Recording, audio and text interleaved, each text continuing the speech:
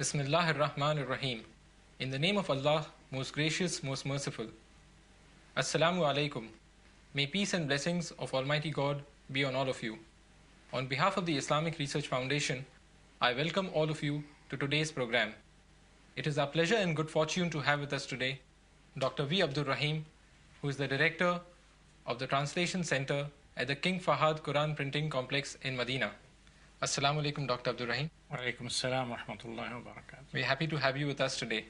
Dr. Abdur-Rahim has taught Arabic at the Islamic University of Medina for over 25 years. He has authored several books on the subject, including Durus al-Lugatul Arabiya, translated as Lessons in Arabic for those who do not know Arabic, for non-Arabs. This book is considered to be one of the best books on the subject. Dr. Abdur-Rahim is a linguist and knows more than 10 different languages. He was honored in India in the year 1997 with the President's Award for his contribution to the Arabic language.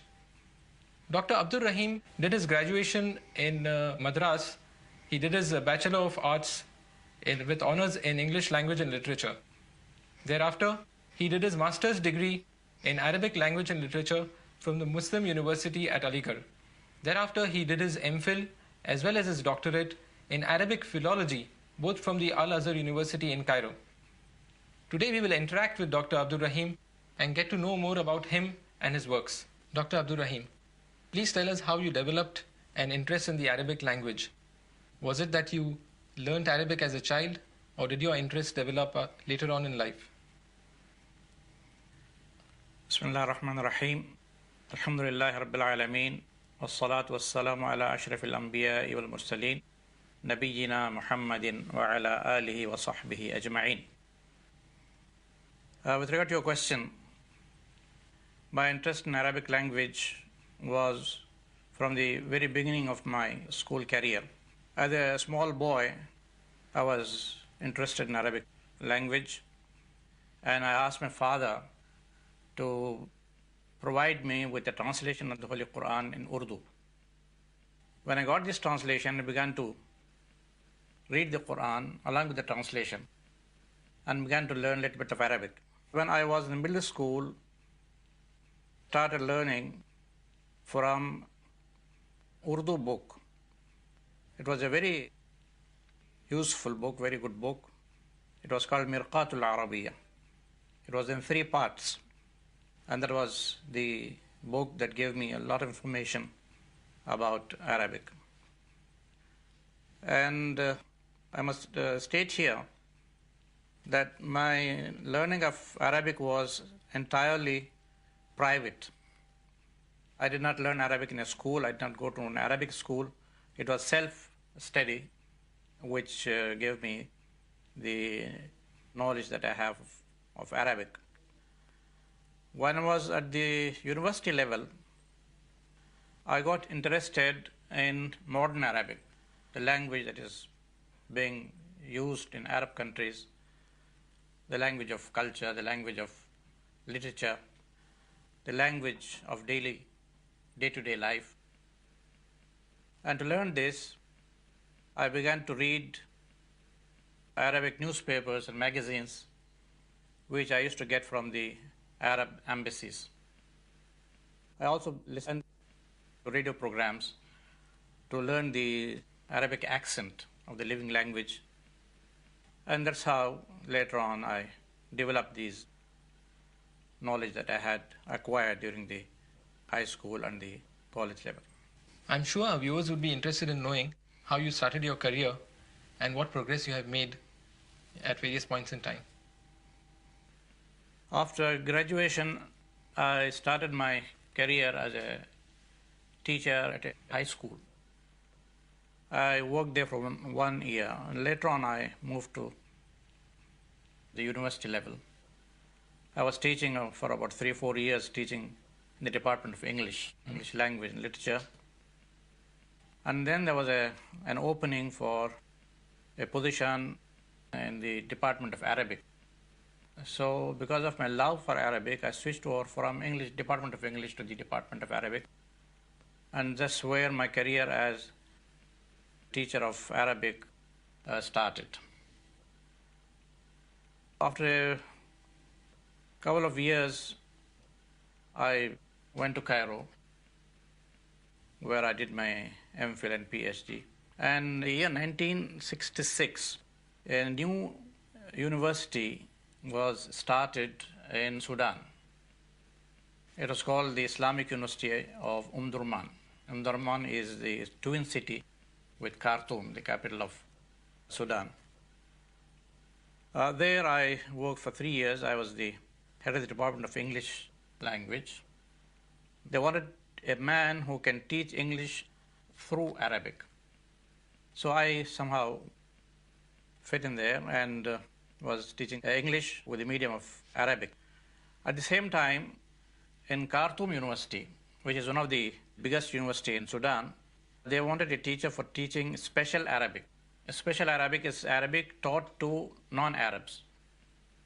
Those who take up Arabic, students from non-Arab countries. So I was one of the teachers who took part in teaching this special Arabic through English. So I have done teaching English through Arabic and teaching Arabic through English. I stayed at the Islamic University of Omdurman up to 1969. In 1969, I moved to the Islamic University of Medina. And there, we had a problem of students coming to join the Islamic University of Medina without knowing Arabic. There were two types of students. Students who had already learned Arabic, those who came from Arabic schools from different parts of the world. And there were also students who had no knowledge of Arabic previously. So for them, we started a course for teaching Arabic, a 2-year program. And I was, from the very beginning, associated with this program. Many of the books and material, teaching material, were prepared by me.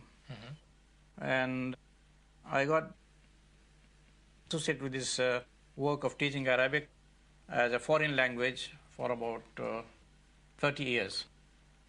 Even today, many of the materials, most of the materials that I prepared are being used at the Islamic University of Medina and this particular department of teaching Arabic as a foreign language. And about 3 years back, I retired from the university, and the university saw that I should be working in King Fahd Quran Printing Complex, because they started a center for translation of the Holy Quran in different languages. So that's how I began to work in this new position. MashaAllah. You have written various books. Would you please tell us the fields in which you have written these books, as well as the circumstances that influenced you to write these books? Okay. My books fall under two categories. One is Arabic philology, and the other field is the teaching of Arabic to non-Arabs. In the first field, my special subject has been foreign words in Arabic. So there are 4 books that I have written in this field. The first book is Al-Mu'arrab lil-Jawaliqi, is a 5th century of Hijrah book that was written by one Abu Mansur al-Jawaliqi, in which he has mentioned about 700 foreign words that are used in the Arabic language. I was able to edit this book, mentioning the languages from which these various words have been taken and their original meaning in these languages. Mostly these words are either from Persian or Greek or Hebrew or Latin.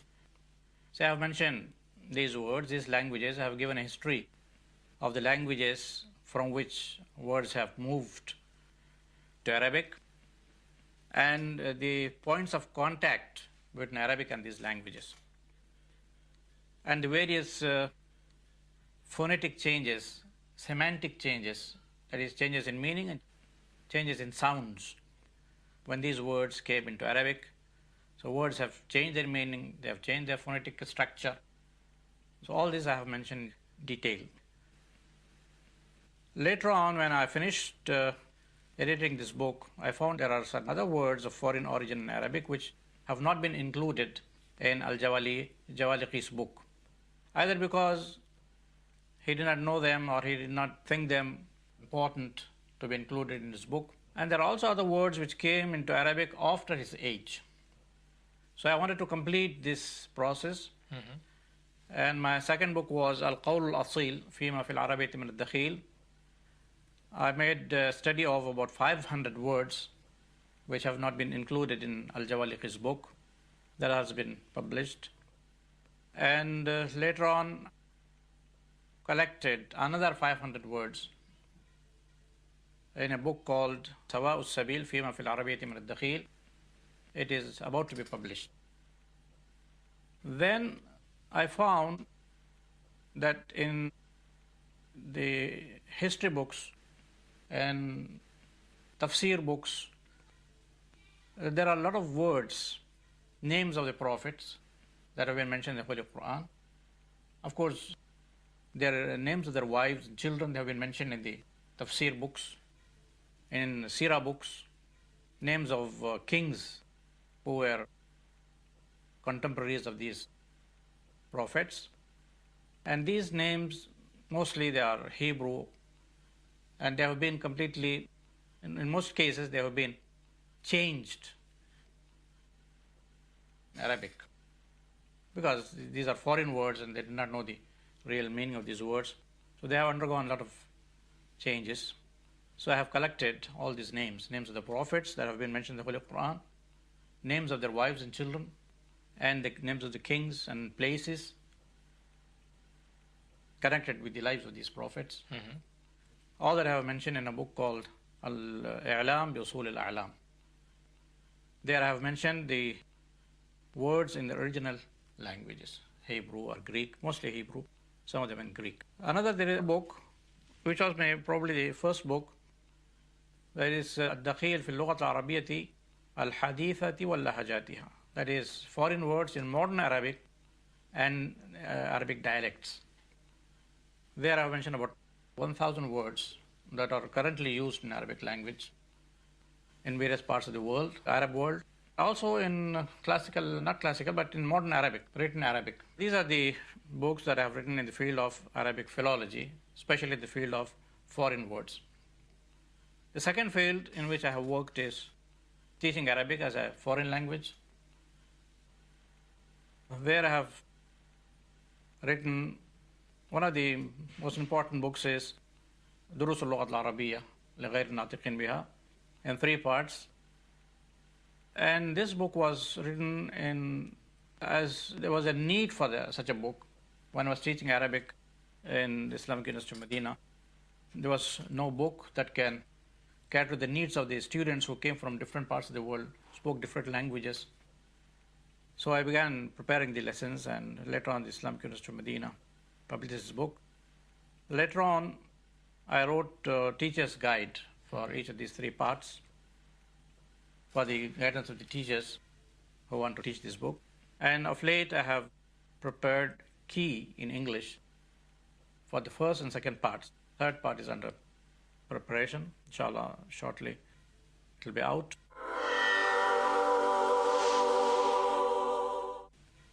So that is in the field of teaching Arabic as a foreign language. I've also written in Tamil, the language of Tamil Nadu, a book for teaching the Arabic alphabet through Tamil. Here I have used novel method of teaching Arabic alphabet. That is, the linguistic elements between 2 languages fall under 3 categories, whether they are sounds or grammatical patterns. There are 3 categories. One is totally identical. For example, in English, if we take English and Arabic, K, L, M, N, for example, B, all these are identical. The second category is similar, not identical, but similar. Like P P is similar to B but not totally identical. The third category is totally different. Like Qaf in Arabic, Ghain in Arabic, they are totally different, they are not found in other languages. So I have arranged the letters in this sequence. First I give the identical sounds, then similar sounds, then finally the totally different sounds. That makes the student learning of the sounds, Arabic sounds, very easy. He starts with things already known to him, and then he goes to the things which are similar, and then finally very few sounds which are different, completely, totally different. He doesn't find so much difficulty in learning these totally different sounds, foreign sounds with regard to his language. Another very important thing is, usually when we teach Arabic letters, the letters are taught by their names, alif, ba, ta, tha, jim, ha, kha, and all that. I have followed a different pattern. Sounds, these letters without their vowel value are dead letters. I started with ma, mi, mu, always with a vowel, short vowel, and then I teach the long vowels. And each lesson has got only one new element, so that the student is able to, if he learns this new element, he is able to read all the words that are given in the exercises by himself without the help of the teacher. So the learning time has been cut by about 2/3. It's only in 1/3 of the time he was learning before. Now he's able to learn. This book is widely used in Tamil Nadu in Arabic schools, and an English version of the same book is under preparation. It may very soon be published, inshallah. These are the books that I have written in these two fields. There's one book in English which is Hajj, Umrah and Ziyarah. That is in the Islamic field. But all other books are in these two fields of Arabic philology and Arabic teaching. What are your plans for writing other books in the future? I have already mentioned a few books in reply to the previous question. But there are other books also which I'm planning to write.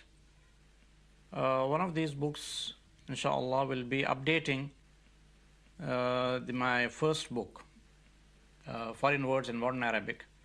That book has become outdated because it was written about 20 years ago. So I'm actually written part of it, updating this book and mentioning the words which have come into Arabic use after that time. Secondly, another field, a similar field connected with this subject of foreign words, I'm interested in writing about Arabic words in European languages. There are a lot of Arabic words that are being used. That should be very interesting. Yes. There are certain books on this subject. There is a book in German, Low Coach. He has written about Arabic words. He doesn't say specifically Arabic words, but he says Islamic words of Islamic languages, words from Islamic languages in European languages. He includes Turkish and Malay and all that. But I want to write about Arabic words that have been passed into many of the European languages like English, French, German. Spanish has got a very large amount of Arabic words, in the same way Portuguese. So that will be an interesting book, inshallah. I have collected the materials and it has to be edited, inshallah. Inshallah. Another book in the field of teaching Arabic, as you have already mentioned, and I have already mentioned also, the Durus al-Arabiya. This contains only 3 parts. Now I want to write a 4th part because there are certain grammatical rules which have not been covered in the 3 parts. The student who is learning in Arabic schools, either in India, in Pakistan, or in Arab countries, he can learn them later on in the university courses. But for private students who want to learn Arabic by private study, it would be useful if we have 4th part also. That I want to do, and I have also collected material for this. book also. As an expert on the subject, what advice would you like to offer to those who are in the field of teaching Arabic? There are two types of people in the field of teaching Arabic: in Arabic schools and at the universities. Those who are at the universities, I will ask them to teach Arabic as a living language, because in the universities, Arabic is regarded as treated as a classical language, as Latin and Greek. Latin and Greek are dead languages. The method for use for teaching these two languages does not hold good for teaching Arabic. So Arabic should be taught as a living language, like French, German, English, and other Spanish, Portuguese. So a different method altogether should be used to teach Arabic at the university level as a living language. For those who teach Arabic in Arabic schools and madrasas, I would request them to teach a little bit of grammar with a lot of exercises to make language a reality rather than being a principle or an idea. Do you have any suggestions or advice that you wish to offer to those who are interested in learning the Arabic language? That also is a very good question. I would tell them, first of all, to regard Arabic, to be convinced that Arabic is an easy language. Most of the people think that Arabic is a difficult language from the beginning. So they get scared. So they should be convinced, first of all, that it is simple language, an easy language, it's a scientific language, and it's easy to learn. Secondly, they should have patience and perseverance. Language is not a thing to be learnt within a couple of days or a couple of hours. Language needs patience. Language needs time. So in a couple of days, if they feel that they are not learning, they should not lose heart. Thirdly, they should have planning. They should have fixed time, at least thrice a week. And for a period of 1 year, if they do regularly, thrice a week for a period of 1 year, regularly, fixed time, about 1 hour, that will bear fruit, inshallah. And they'll, at the end of the year, they will find that they have actually learned the language in the most perfect way. Jazakallah. Thank you very much, Dr. Abdur-Rahim.